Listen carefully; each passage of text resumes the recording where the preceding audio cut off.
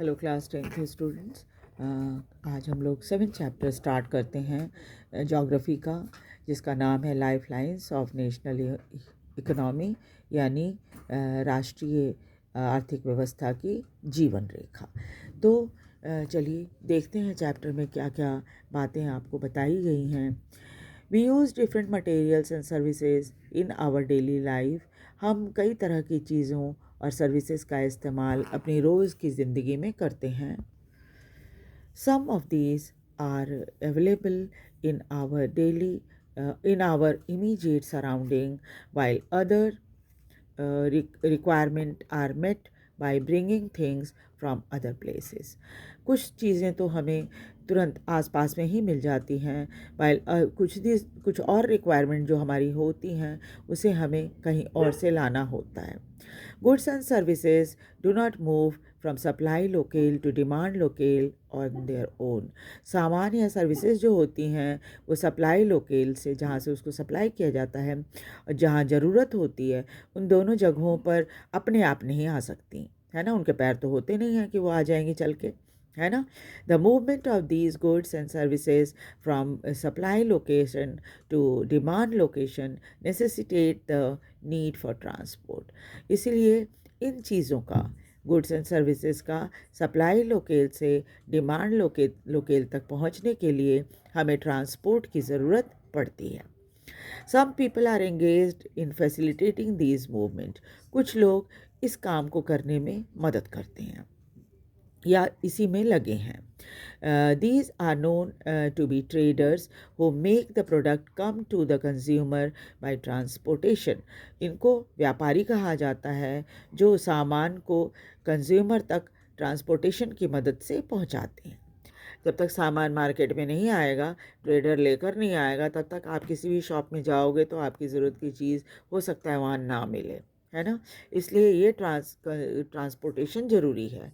Thus the pace of development of a country depend upon the production of goods and services as well as their movement over space. इसीलिए किसी देश की जो development की रफ्तार है वो इस बात के ऊपर डिपेंड करती है कि production of goods and services कितनी हो रही है, साथ ही साथ उनकी मूवमेंट कितनी तेज़ी से हो रही है। Therefore, efficient means of transport are prerequisite for fast development. इसीलिए एक efficient means of transport ज़रूरी है फास्ट डेवलपमेंट के लिए। यानी कि आप ये कह सकते हैं कि अगर आप फास्ट डेवलपमेंट चाहते हो तो ये जो एफिशिएंट मींस ऑफ ट्रांसपोर्ट ये शर्त है एक, है ना। ये जब तक आपके पास ये नहीं होगा तब तक डेवलपमेंट फास्ट नहीं हो सकता। Movement of these goods and services can be over 3 important domain of our earth. जो सामान है और चीज़ों की सर्विस जो दी जाती है वो 3 इम्पॉर्टेंट डोमेन के ऊपर अर्थ की होती है, मूवमेंट जो होती है वो। एक तो लैंड, दूसरा वाटर और तीसरा air. Based on these, transport can also be classified into land, water and air transport. और यही कारण है, इन्हीं पर बेस होने के कारण ट्रांसपोर्ट का नामकरण भी इसी तरह से कर दिया गया है, या क्या आप कह सकते हैं क्लासिफिकेशन भी इसी तरह से कर दिया गया है। Land transport, water transport and air transport. एक देखिए इसमें एक फिगर बना के भी आपको समझाने की कोशिश की गई है कि हमारे मीन्स ऑफ ट्रांसपोर्ट कहाँ कहाँ है।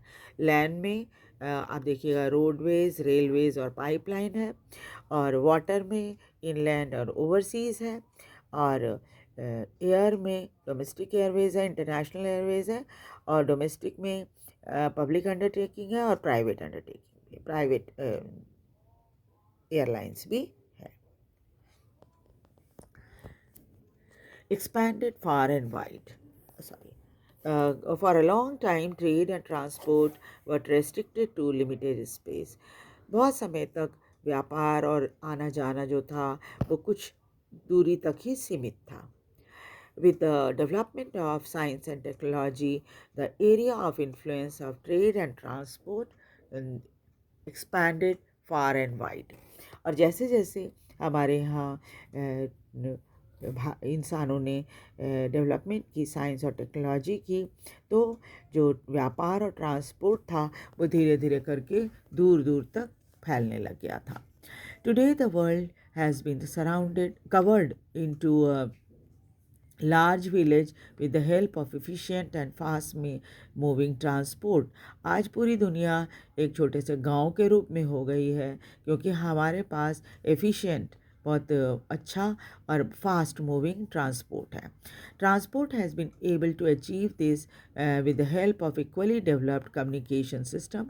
ट्रांसपोर्ट जो है ये इस स्तर को पाने में सफल हुआ है क्योंकि हमारे पास कम्युनिकेशन सिस्टम भी अब बहुत अच्छा डेवलप्ड हो गया है. Therefore, transport and communication and trade are complementary to each other. इसीलिए ट्रांसपोर्ट, कम्युनिकेशन और ट्रेड को एक दूसरे का कॉम्प्लीमेंट्री माना जाता है, पूरक माना जाता है. Today, India is well linked with the rest of the world despite its vast size, diversity, linguistic and socio-cultural plurality.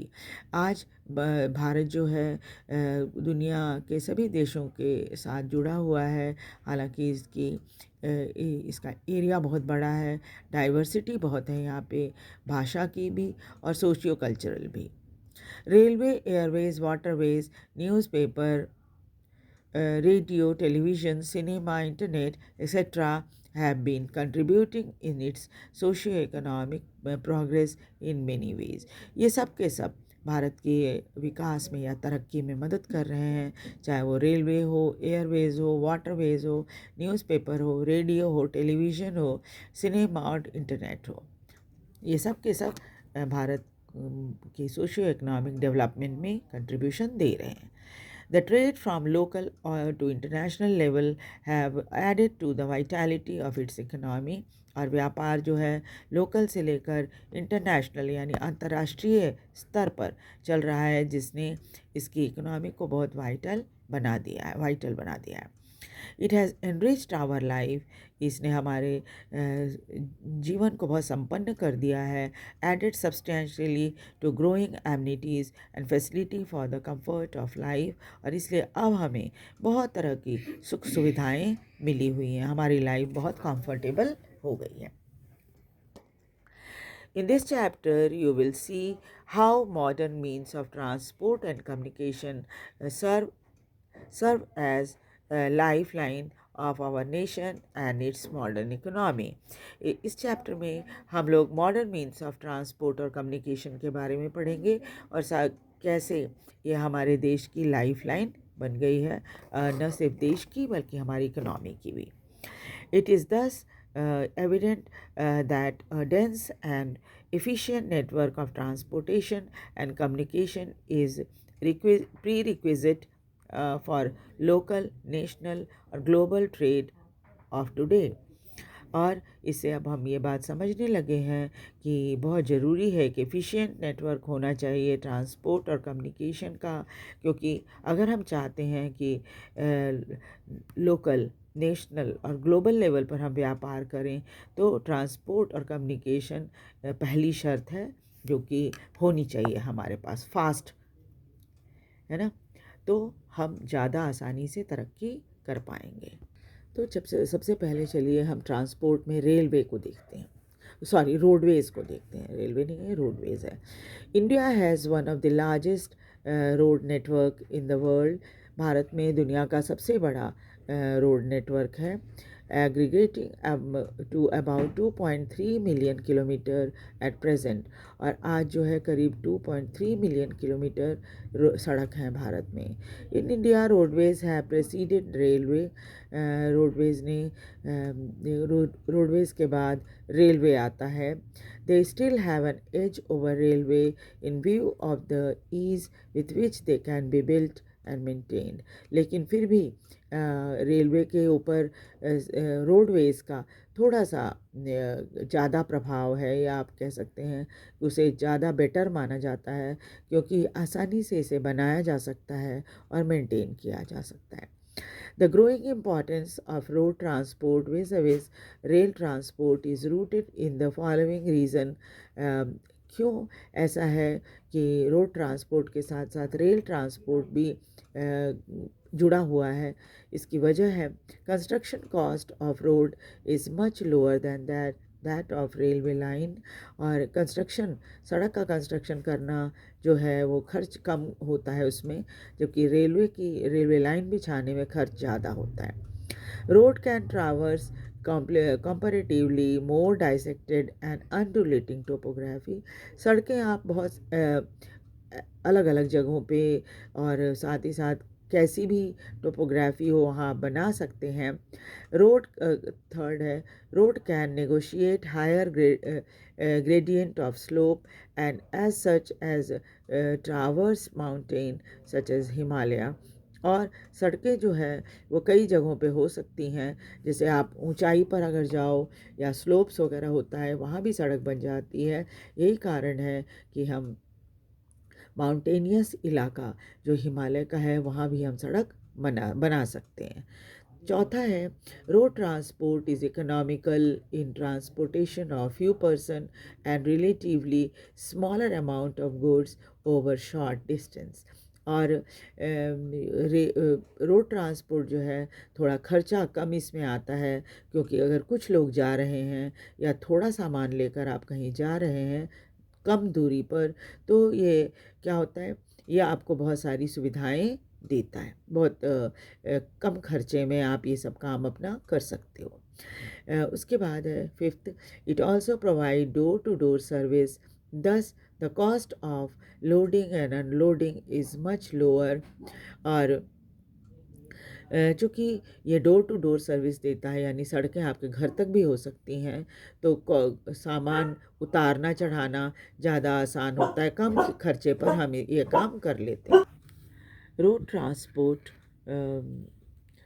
transport is also used as a feeder to other mode of transport, such as they provide link between railway stations, air and sea port. और ये एक feeder के रूप में भी काम करता है, यानी सड़कें तो आपके घर तक होती हैं, आप किसी भी ट्रांसपोर्ट का इस्तेमाल करके कहीं भी जा सकते हो, रेलवे स्टेशन जा सकते हो, एयरपोर्ट या सी पोर्ट भी जा सकते हो, क्योंकि रेलवे स्टेशन आपके पड़ोस में तो होगा नहीं, है ना, न ही हवाई जहाज, हवाई पट्टी आपके घर तक होगी और न ही सी पोर्ट आपके करीब होगा, है ना। तो इन सब को तक पहुंचने के लिए हम सड़क इस्तेमाल करते हैं। In India, roads are classified in the following 6 classes according to their capacity। Bharat में सड़कों को क्लासीफाई किया गया है 6 कैटेगरी में। और look at the map of the national highway and find out the significant role played by these roads। और यहाँ आपके मैप में दे रखा है नेशनल हाईवेज़ कितने हैं, पूरे बिल्कुल ही एक जाल की तरह पूरे भारत में फैले हुए हैं ना नेशनल हाईवे, पूरब से लेके पश्चिम तक, इधर पूरब से लेके पश्चिम तक और उत्तर से लेके दक्षिण तक। In India roads are classified into 6 classes, 6 categories की है। और जब आप मैप देखोगे तो बहुत सारी सड़कों के बारे में आपको पता चलेगा। उसके बाद देखिए, पहला जो कैटेगरी है वो गोल्डन क्वाड्रिलेटरल का है, सुपर हाईवे का।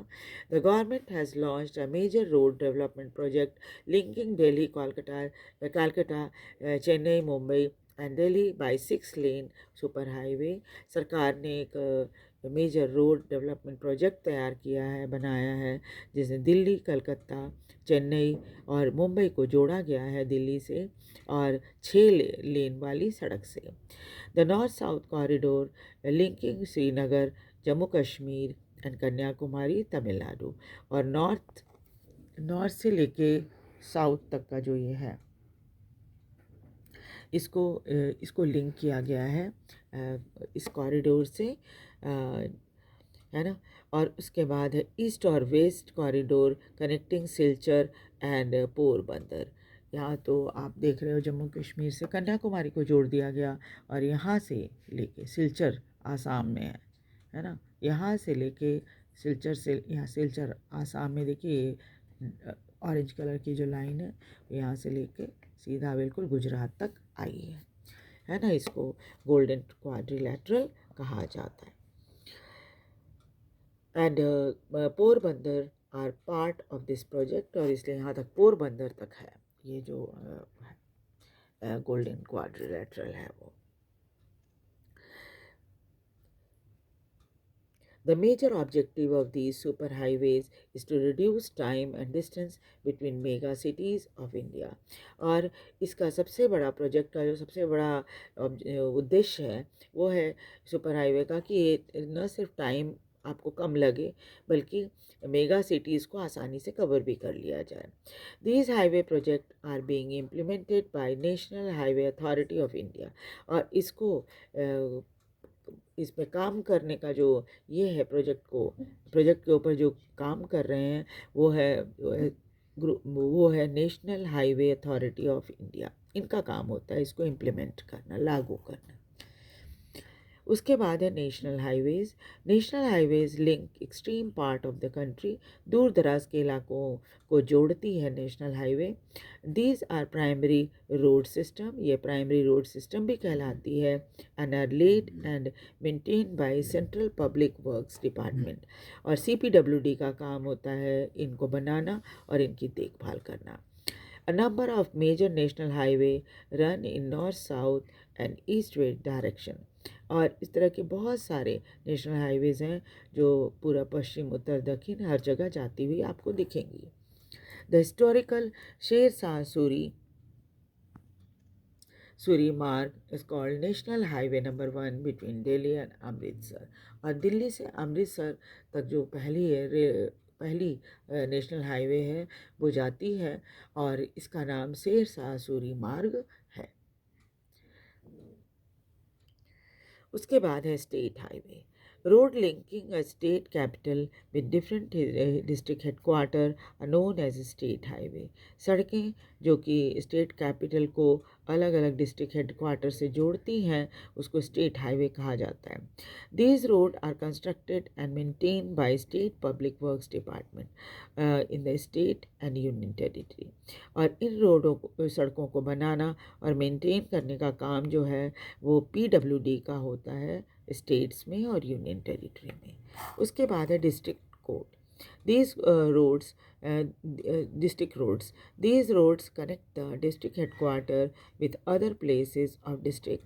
ये डिस्ट्रिक्ट रोड जो होती हैं वो डिस्ट्रिक्ट हेडक्वार्टर को अलग अलग जगहों से जोड़ती हैं। These roads are maintain by Zila Parishad. और इन सड़कों को बनाना और मेंटेन करने का काम जिला परिषद का होता है। फिर है अदर रोड्स। रूरल रोड, गांव की जो सड़क होती है वो, which link rural area and villages with town. ये सड़कें क्या करती हैं, गाँवों को शहरों से जोड़ती हैं। Are classified under this category, और इन्हें इस कैटेगरी में रखा गया है। These road receive special impetus under the Pradhanmantri Gramin सड़क योजना। इस तरह की सड़कों को बनाने का काम जो है तेज हुआ है जब से ये प्रधानमंत्री ग्रामीण सड़क योजना शुरू हुई है।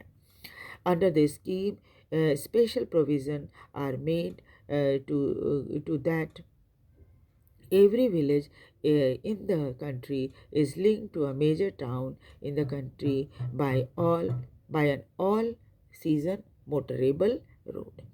और इस योजना का उद्देश्य यह है कि पूरा स्पेशल प्रोविज़न बनाया जाए हर गांव को, मतलब देश के हर गांव को एक मेजर टाउन से जोड़ दिया जाए, है ना।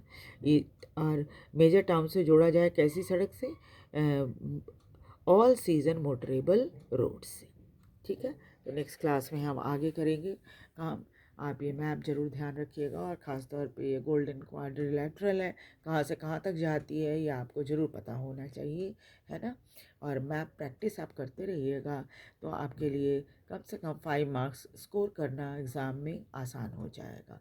वीडियो को लाइक और सब्सक्राइब ज़रूर कीजिए, और साथ ही साथ शेयर भी कीजिए ताकि दूसरे बच्चे भी इसका फ़ायदा उठा सकें। Thank you very much.